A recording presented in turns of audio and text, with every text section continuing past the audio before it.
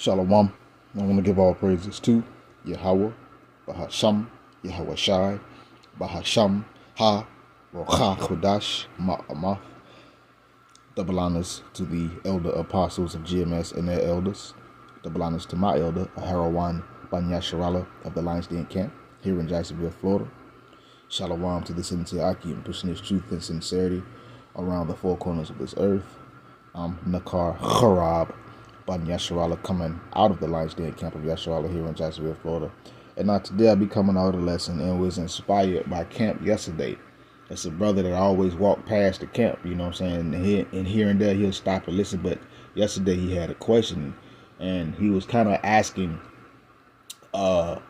basically about will the sins of a father or mother or whatever fall upon the son or the daughter. And also he kind of went into like generational things as well, like generational curses, things like that. And of course, you know, the bishop Kanak of our camp and the elder of this camp as well, they explained to him, especially in the generational curse thing, because most times it's only generational because people in that family or bloodline keep doing the exact same thing that their predecessors or ancestors, or whatever words you want to use, they kept in that same path. So it becomes generational, and then they have kids or whatever, then they teach their kids and teach their kids and their kids and that's how it becomes generational. But this lesson was inspired by that, and I brought out a remark as well about this Ezekiel chapter 18, and it speaks about a righteous father with a wicked son, or a righteous son with a wicked father, you know, and how the sins, let's say, of that unrighteous father, that wicked father, won't fall upon the son that's righteous, and vice versa. So the title of this lesson is "The Sins of a Wicked Father Will Not Fall Upon a Righteous Son, nor the sins of an unrighteous or wicked son won't fall upon a righteous father." So without further ado, let's get right into it. This is Ezekiel chapter 18, and I'm going to start at verse 5. It says, "But if a man be just, and do that which is lawful and right, walk according to Yahweh Basham Shai the right way, being obedient, and hath not eaten upon the mountains anything sacrificed unto idols, neither hath lifted up his eyes to idols, worshipped idols." But let's continue. It says, and hath not eaten upon the mountains, neither hath lifted up his eyes to idols, to the idols of the house of Israel, neither hath defiled his neighbor's wife, neither hath come near to a minstrel's woman. So if a man be just, he has not done all these things. He has not eaten anything sacrificed unto idols. He has not worshipped idols. He has not defiled a neighbor's wife, meaning committed adultery. He has not come near a minstrel's woman, meaning go into a woman when she's on that time of the month. Let's continue. "And hath not oppressed any, but hath restored to the debtor his pledge, and hath spoiled none by violence, hath given his bread to the hungry, and hath covered the naked with a garment." So again, a man that has not oppressed anyone, come against them to cause them any kind of harm in any way, form, or fashion, or any kind of oppression. Paid his debts, did what he's supposed to do. He was to pay his debt, pay his bills, do what he's supposed to do. Has not spoiled anyone by violence, taken anything by violence, given to the bread, meaning fed the hungry, covered the naked, helped out the poor. Verse 8, "He that hath not given forth on usury," not using people, not bribing or using your brother, usury. "Oh, you got me that, I gave you this, I'm gonna need such and such and such back." But let's continue. It says, "Hath not given forth upon usury, neither hath taken any increase, that hath withdrawn his hand from iniquity, hath executed true judgment between man, and hath walked in my statutes, and hath kept my judgments to deal truly. He is just, he shall surely live, saith the Lord Yahweh power." So if a man has done all this, if a man be just and upright, and he has not again eaten anything sacrificed unto idols, worship idols, committed adultery, popped the minstrel's woman, He has paid his debts, his bills, give to the poor, feed and clothe the poor. He has not oppressed anyone. He has not used violence to take anything away.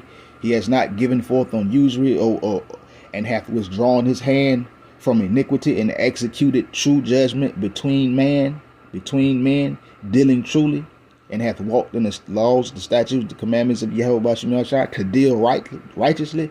That is a just man. He is upright and he will live. Thus saith Yahweh Bashim Yahshua. Let's continue. Verse 10. If you beget a son that is a robber and a shedder of blood, and that doth the like to any one of these things. So let's say that righteous man, he begets a son that is a robber, that is a shedder of blood, a killer. It is what it is. Or son that does anything of the like. Continuing, it says, verse 11, and that doeth not any of those duties, but even eaten upon the mountains and defiled his neighbor's wife, hath oppressed the poor and needy, hath spoiled by violence, hath not restored the pledge, and hath lifted up his eyes to the idols, hath committed abomination, hath given forth upon usury, and hath taken increase, shall he then live? And this is a question. He shall not live. He hath done all these abominations. He shall surely die.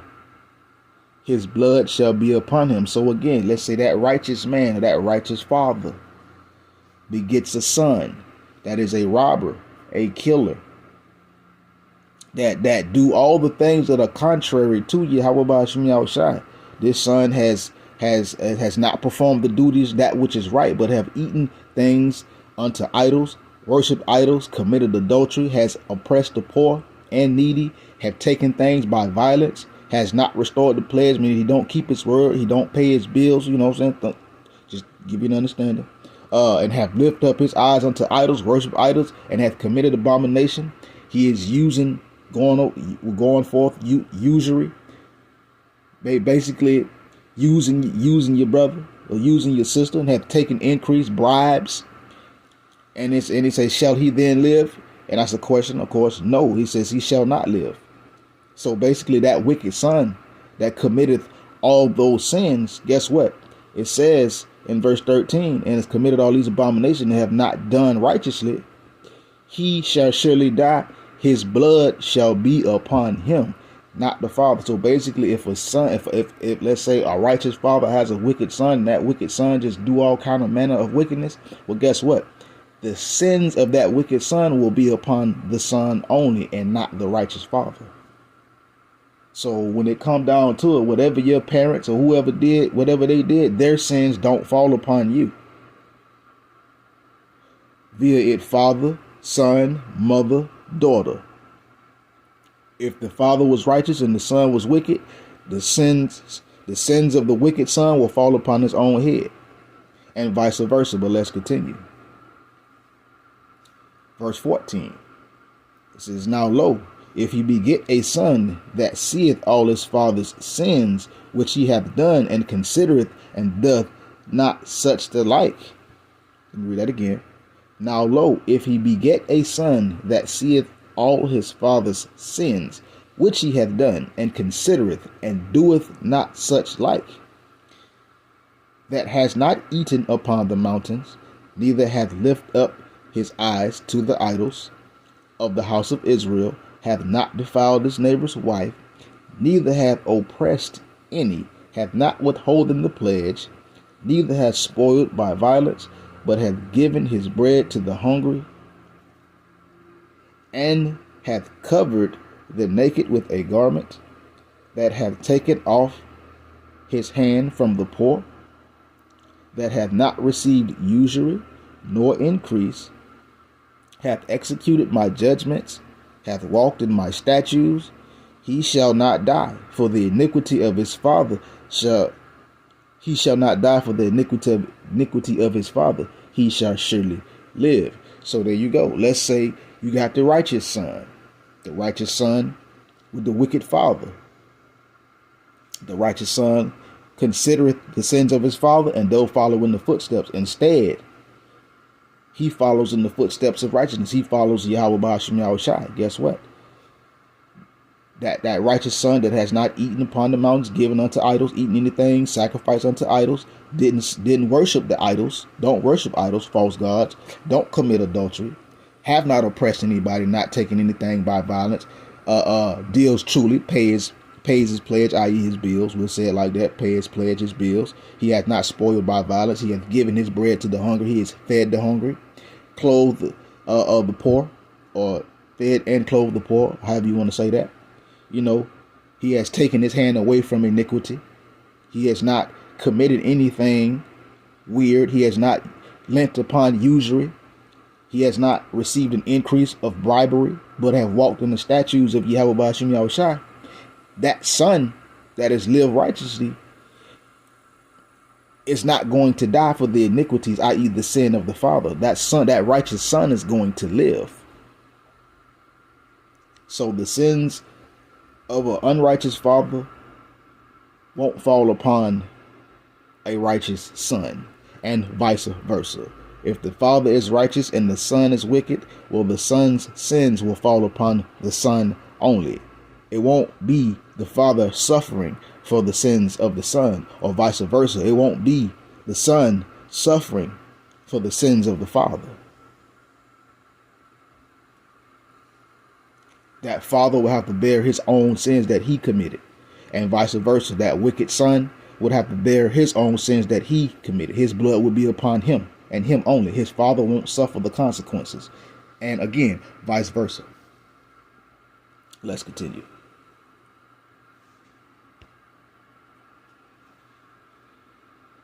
Verse 18. It says, as for his father, because he cruelly oppressed, spoiled his brother by violence, and did that which is not good among his people, lo, even he shall die in his iniquity. So there you go. The father, the wicked father that commit any iniquity or sins, it will be upon his own head only. It will. His son won't fall victim to that. You ain't going to inherit the judgment or the sins of a wicked, like a righteous son won't inherit the judgments of a wicked father, nor will a righteous father inherit the judgments of a wicked son. It won't work. Does not going to happen.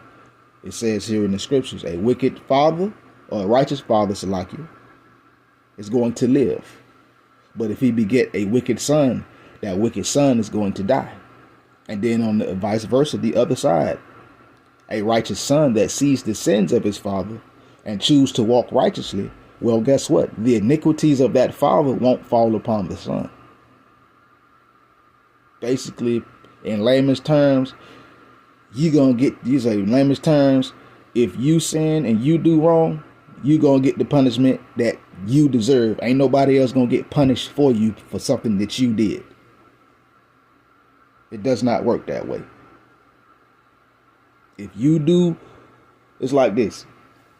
If you go and commit a crime and you going out there and kill somebody, let's say a wicked father, go out there and kill somebody, they ain't going to come take his son to jail. They're going to take the father to jail that did it. The son go out there, go rob a bank, harm a couple of people. They ain't going to go to the father and take the father to jail for the son robbing the bank. No, they're going to take the son to jail for robbing the bank. So basically, you're responsible for your own actions. You'll get the punishment for your actions. So if that father is living righteously, he is going to live. Same thing with the son. If the son is living righteously, he is going to live. But if the father is living wickedly, he's not going to live. He's going to be destroyed. It is what it is. It's right here. Same thing with a wicked son. If the son is wicked, that son's wickedness is going to get him destroyed. Let's continue. Verse 19. Yet ye say, why doeth not the son bear the iniquity of the father? When the son hath done that which is lawful and right, and hath kept all my statutes and have done them, he shall surely live. But again, some people are asking a question, well, Why the son ain't got to suffer for what the father did? Well, because first off, the son didn't do what the father did, or vice versa. The son is not going to bear the iniquities of a righteous son won't bear the iniquities of a wicked father, and a righteous father won't bear the iniquities or the sins of the son. Because the son, let's say the righteous son did what was lawful in the sight of the Heavenly Father. The righteous father did what was lawful in the sight of the Heavenly Father. So guess what? The righteous son and the righteous father are going to live. But the wicked father and the wicked son, they are going to die. They won't live. They will be responsible for their own actions and sins. And the Lord is going to impute that to them.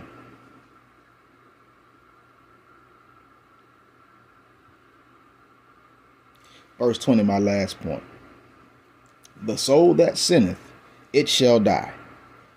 The son shall not bear the iniquity of the father, neither shall the father bear the iniquity of the son. The righteousness of the righteous shall be upon him, and the wickedness of the wicked shall be upon him. Plain and simple. There is no suffering for what your father did. There is no suffering for what your children did. Of course, children can cause shame. Your fathers can cause shame upon you, and it can make you look bad. But that's not sin. That's not iniquity. That's just making you look bad. But when it comes down to it, if the father is righteous, he gonna live. If the son is righteous, he gonna live. But if the father is wicked, he's going to be destroyed. He's going to die in his sin. He's going to be judged. And if the son is wicked, there you go. It's not going to happen. Well, okay, well, the wicked son went out into the world and did all kind of foolishness and caused some kind of problems. Now they're going to come take the father to jail because of what the son did. No. And vice versa. The father out here being wicked, doing all kind of things. The son ain't going to suffer the sins of the father because it don't work like that. Those who sin, it says here, the soul that sinneth, it shall die. The son shall not bear the iniquity of the father, neither shall the father bear the iniquity of the son. Point blank, period. So, whatever happens, happens. When it comes down to the wicked father, the wicked son. Whatever they did is going to come upon their own head. But the righteous father and the righteous son, they're going to live. And with that, shalom.